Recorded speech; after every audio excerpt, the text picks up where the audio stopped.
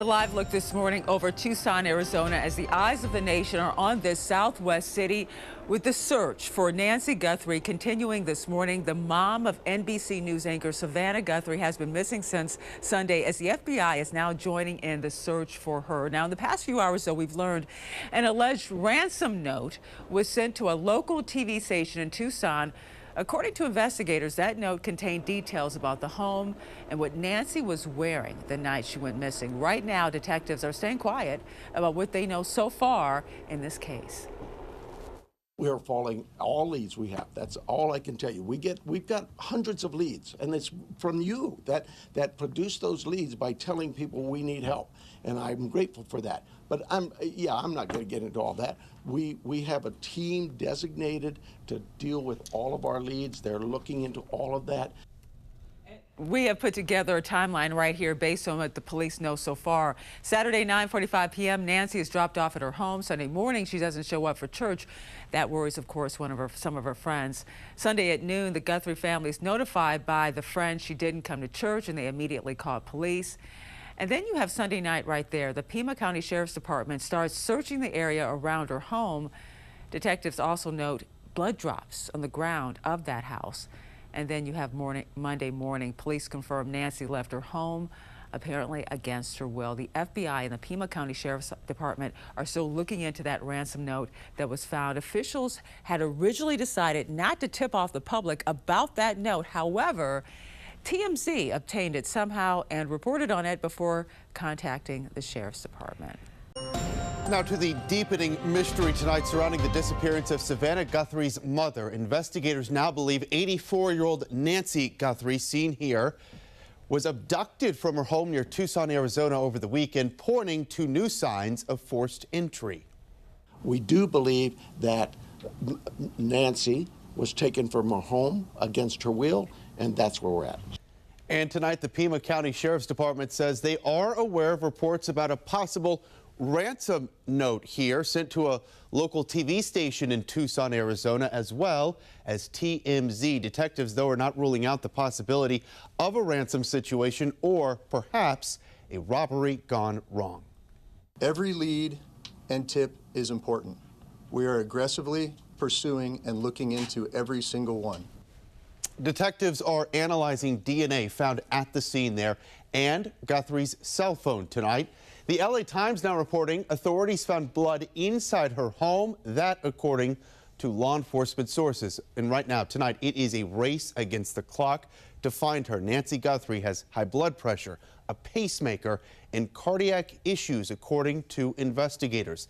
The sheriff once again warning tonight that she is without medication that she needs to live.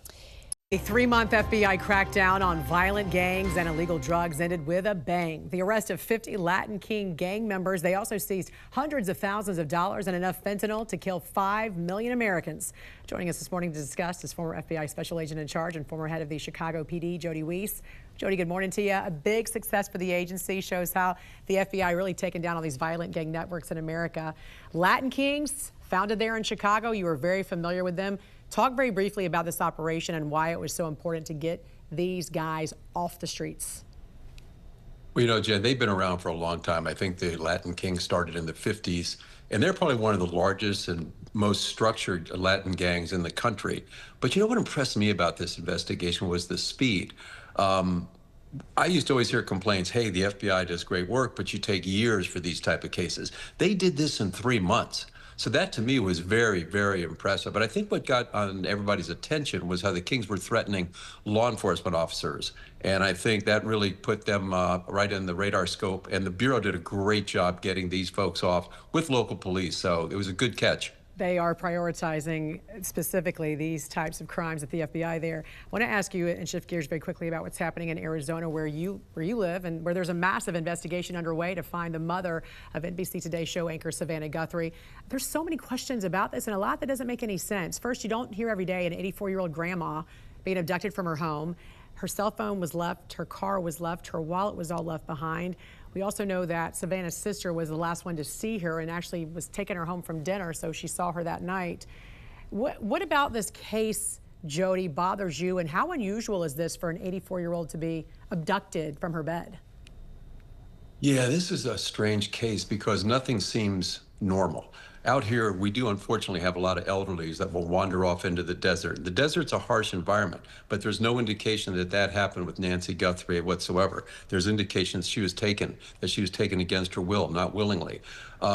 So the whole aspect of this thing with her daughter's high-profile position, you immediately think, okay, kidnapping, money. But there's been no ransom demand. Right. So this is what really troubles me, because you have to remember, time is Nancy Guthrie's enemy. She apparently has medication she has to take on a daily basis.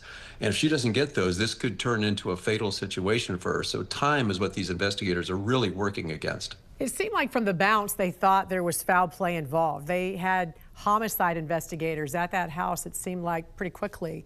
What was your thoughts behind that? And how unusual is it for, again, an 84-year-old being taken from their home?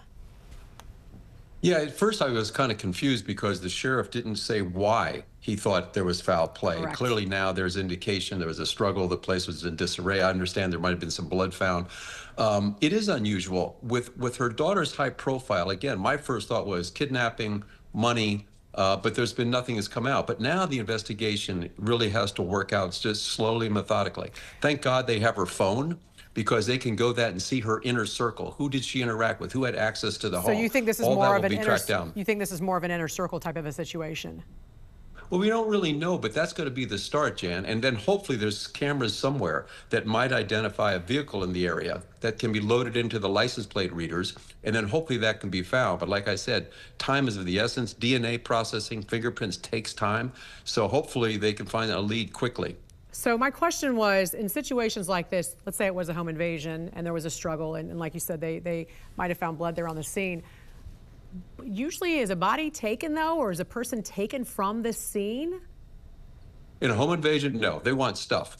No, the criminals are going to come in, they're going to take something of value, get in, get out. Hopefully they won't hurt the victim. But in this one, nothing was taken. Her phone was left, her wallet, her purse was there, keys were there. Nothing apparently of value was taken in the home. So clearly the focus was on Nancy Guthrie. But what we don't know right now was why. Without getting a ransom demand, I have no idea as to why someone would take an 84-year-old person with a high-profile daughter, and then all you hear is radio silence and nothing afterwards. And time is the criticality. Correct. In this case. But we're also hearing, too, that she couldn't walk more than 50 yards. So there so she might have also had to have been carried out if she couldn't walk that far. So there's lots of questions and lots of variables. In the meantime, is it unusual that we're not seeing more, do you think, from the family, more pleas from help from the family?